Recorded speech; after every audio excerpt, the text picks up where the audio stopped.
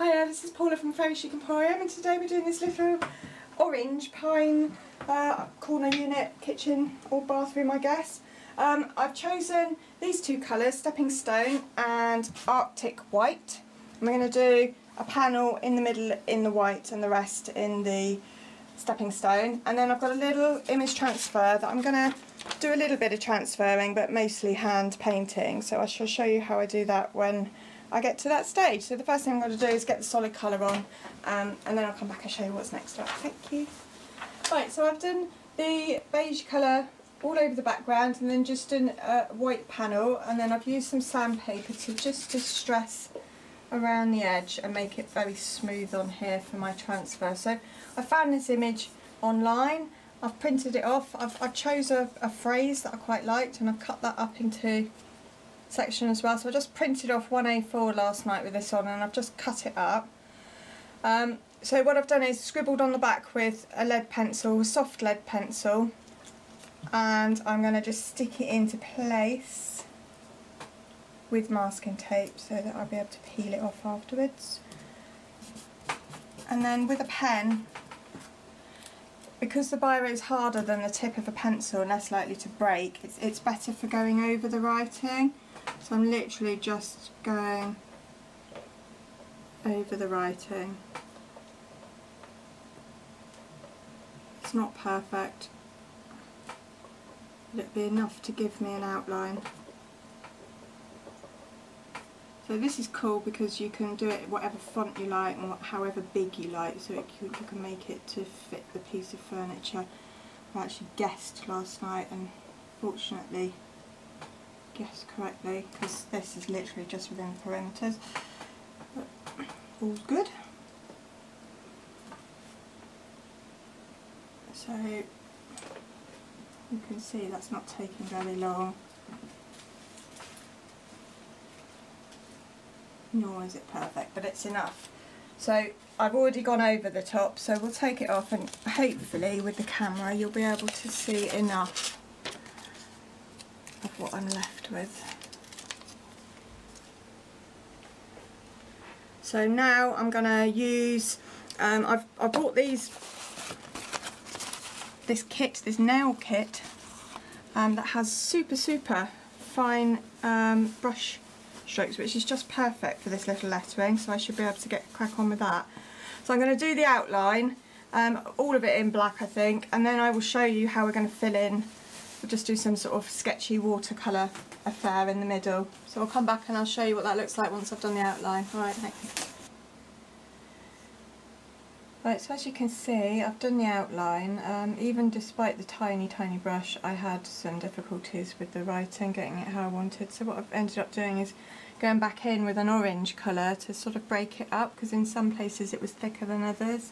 I think it looks okay now. So I'm on to just filling in the shadowing of the cat. I've obviously done a bit there. I'm using this as a reference, so I've sort of taken some of the colours, but because it's very much an impressionist kind of picture where it's just giving the impression of, so I'm just copying the light areas a little bit, not exact at all, and then going in with the darker colours and using water to water it down. So obviously she's got quite a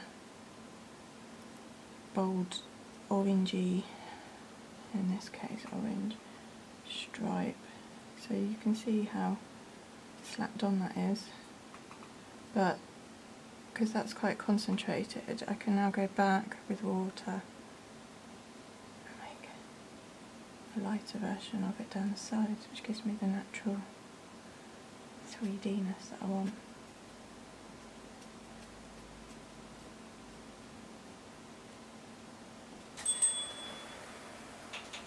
I shall continue in this way and come back when we're finished. So as you can see, it's not exactly the same as that at all by any means, but it's kind of the rough art. You kind of get the shapes going on and the darkness to the lighter colours, and it just gives the impression of the back of a cat, and it gives the impression of the roundness. I've gone back in with some black just to go back over the lines where they'd got a bit faded. I think it's really quite cool, pops for the simpleness of it. So I've decided, just as the last thing before I finish it all off, to do an orange line to match, to frame the picture. So I shall go ahead and sort of finish that frame and then show you what the finished thing looks like. I'll have to wax it obviously, so I'll show you then.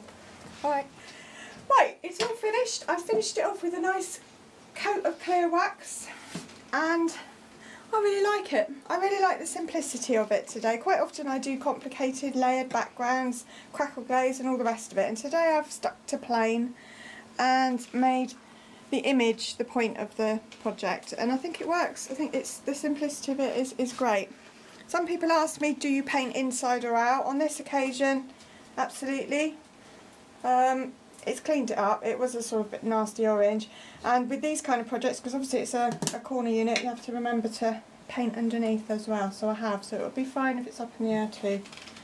So I wanted to prove the point that anybody can have a go at some kind of simplistic artwork. That really isn't hard. I literally got the outline using my image transfer method, and then as you saw me filling in the colour on the inside of the cat and the inside of the mouse, it was just a line and then spreading water on. So it's totally achievable, totally doable. My dog has just grabbed this off the shelf, bless him. Look at that, guilt. Guilty. You're not having it. Right, thank you for watching. I hope you'll join me the next time for the next video. Thank you very much.